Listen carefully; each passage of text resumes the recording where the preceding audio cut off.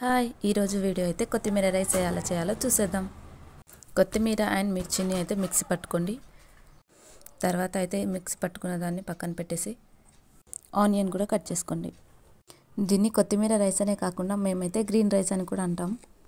మీరు ఎప్పుడైనా తిన్నారో లేదో కానీ మీరు ఒకసారి ఇలా ట్రై చేసి తినండి, చాలా బాగుంటుంది. చూసారు కదా, పేస్ట్ అయితే ఇలా ఉండాలి.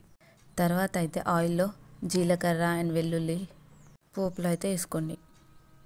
ఇలా కొత్తిమీరతోనే కాదు, పుదీనాతో కూడా ఇలా రైస్ చేసుకోవచ్చు. పుదీనా అండ్ కొత్తిమీర కలిపి కూడా చేసుకోవచ్చు. చూసారు కదా, ఇలా ఆనియన్ అయితే ఫ్రై చేసుకున్నాం.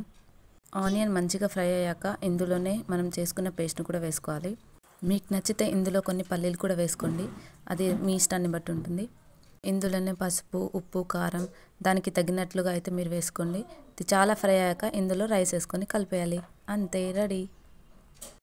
ఇలా రైస్ని కాసేపు అయితే ఫ్రై చేసుకోవాలి. దాని తర్వాత పైనుంచి ఒక లెమన్ని పిండుకోండి. అంతే, సూపర్ టేస్ట్ ఉంటుంది. చూసారు కదా, కొత్తిమీర రైస్ చేయడం ఎంత ఈజీయో. మీరు కూడా మీ ఇంట్లో ఏం కూరగాయలు లేనప్పుడు, లేకపోతే మీకు వెరైటీగా ఏదైనా తినాలనిపించినప్పుడు ట్రై చేయండి. Thanks for watching. Bye bye.